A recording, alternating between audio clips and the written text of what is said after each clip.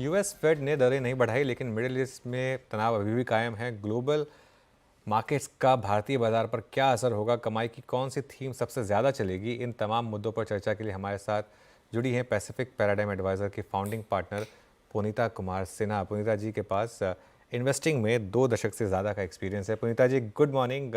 In fact 3 दशक से ज़्यादा का एक्सपीरियंस है। पुनीता जी गुड मॉर्निंग। बताइए, इस समय जो ग्लोबल सेंटिमेंट बन रहे हैं, कल ओवरनाइट जो डेवलपमेंट हुई यूएस फेड की तरफ से, उसके बाद क्या एक मूड माहौल बन रहा है कि वापस रिस्क ऑन रैली की तरफ बढ़ा जाए? हाँ, तो जैसे कि आपने बोला अनुज, तीन चीजों पे ध्यान देना जरूरी है। एक तो जियोपॉलिटिकल सिचुएशन, दूसरा फेड, और तीसरा इंडिया की अपनी स्ट्रेंथ।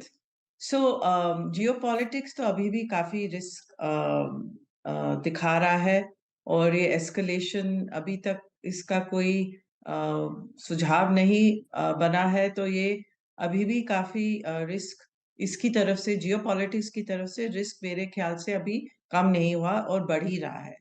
तो एक ये चीज मार्केट्स अभी इग्नोर कर रही हैं, विच इज सरप्राइजिंग, क्योंकि जियोपॉलिटिकली कई सारे देश भी इसमें इन्वॉल्व हो रहे हैं धीरे धीरे, और ये बढ़ते चले जा रहा है रिस्क।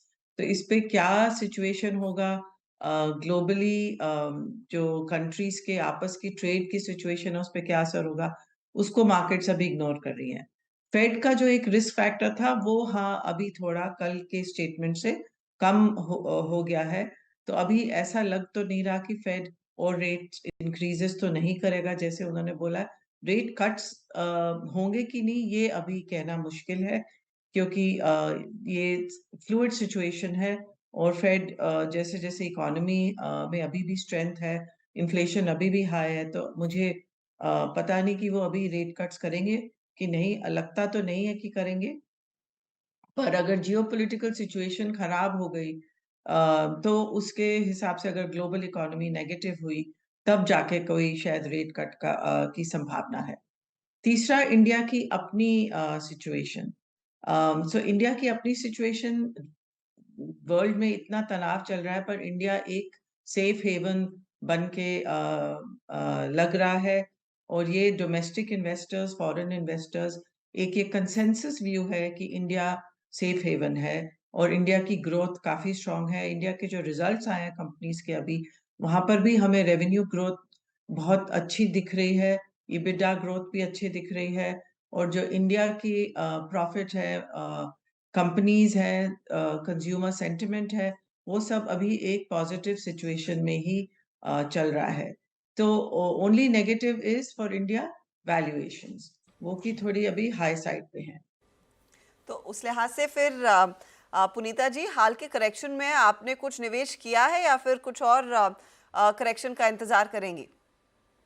नहीं, देखिए मार्केट्स थोड़ी वॉलेटाइल ही रहेंगी, क्योंकि वैसे भी अगर आप देखिए लास्ट फ्यू मंथ से, एक मंथ ऊपर जाती हैं, दूसरे मंथ नीचे जाती हैं, और निफ्टी और मिड कैप्स में बहुत डाइवर्जेंस है।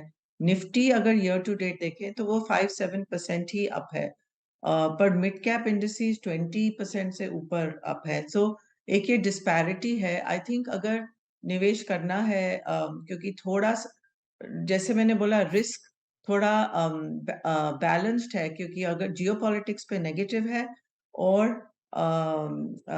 इंडिया की सिचुएशन में पॉजिटिव है, और फेड की तरफ से भी थोड़ा पॉजिटिव है। सो रिस्क बैलेंस्ड है। तो इस पे कंपनीज पर ध्यान देना जरूरी है। ऐसा कोई बहुत बड़ा नेगेटिव तो नहीं आ रहा, और लास्ट मंथ जो करेक्शन आनी चाहिए थी वो आई है।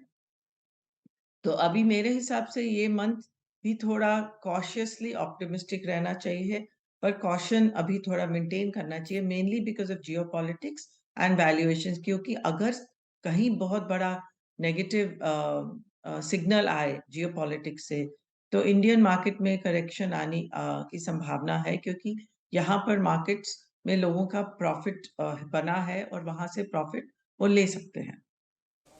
ओके, बिल्कुल आपने कहा है मिड कैप्स में काफ़ी एक डाइवर्जेंस रहा है, और कुछ स्पेसेस जैसे आई डोंट नो आपने ट्रैक किया नहीं, लेकिन जैसे रेलवे, डिफेंस, इसमें काफ़ी बड़े मूव्स आए। कुछ पॉकेट्स आपको लग रहे हैं क्या मार्केट में जो थोड़े से बबल की तरफ बढ़ रहे हैं? हाँ, कुछ तो पॉकेट्स हैं। I mean I won't say bubble because growth तो है, बट हाँ, कई सारे ये जो कंपनीज़ हैं मिड एंड स्मॉल कैप्स में, उनकी लिक्विडिटी इतनी नहीं है, तो वो ज़रा से स्मॉल कैप फंड्स में अगर पैसा आए, उससे वो उनकी स्टॉक प्राइस काफ़ी जल्दी बढ़ जाती है। तो वहाँ पर करेक्शन, उन एरियाज़ में करेक्शन आ सकता है। और अगर जैसे कि लास्ट मंथ का डेटा दिखाया कि थोड़ा-सा आउटफ्लोज आया है small cap, mid cap funds में, और वो थोड़ा लार्ज कैप फंड्स की तरफ गया है। तो लार्ज कैप जो स्टॉक्स हैं वहाँ थोड़ा रिलेटिव वैल्यूएशन ऑब्वियसली बेटर है। बट इंडिया की इकोनॉमी जो है वो लार्ज कैप्स में पूरी कवर नहीं होती। मिड एंड स्मॉल कैप्स में काफ़ी सारे ऐसे सेक्टर्स हैं, जैसे आपने बोला रेलवेज़, डिफेंस, जो कि लार्ज कैप्स में उनके लिए अपॉर्च्युनिटीज़ कम है। मतलब वो जो कंपनीज़ हैं वो ही स्मॉल कैप्स सेगमेंट में ही हैं ज़्यादातर। ओके। अच्छा, अब आईटी पर क्या व्यू बन रहा है पुनीता, क्योंकि स्टॉक्स जो मिड कैप आईटी में तो बड़ी तेज़ी रही है, इवन लार्ज कैप में भी नंबर्स भले ही खराब रहे हो लेकिन स्टॉक्स ने गिरना बंद कर दिया। एक्चुअली कई स्टॉक्स तो अच्छे चले हैं फिर अपने लोस से। क्योंकि उधर आई थिंक एक वैल्यूएशन सपोर्ट है। हालांकि रेवेन्यू ग्रोथ वीक रही है, और यूएस पे काफी डिपेंडेंट है, और यूएस में वहाँ पर थोड़ा सा स्लो डाउन है। और टेक सेक्टर यूएस में, वहाँ पर भी लेऑफ्स तो अभी भी थोड़े बहुत चल रहे हैं। हालांकि स्टॉक्स, नैस्डैक जो है वो फिर से थोड़ी सी स्ट्रेंथ दिखा रहा है।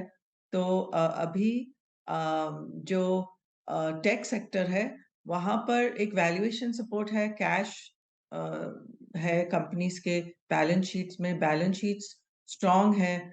तो इसके कारण यहाँ पर इन्वेस्टर्स हमेशा थोड़ा निवेश करेंगे, जरा सा भी करेक्शन आएगा तो।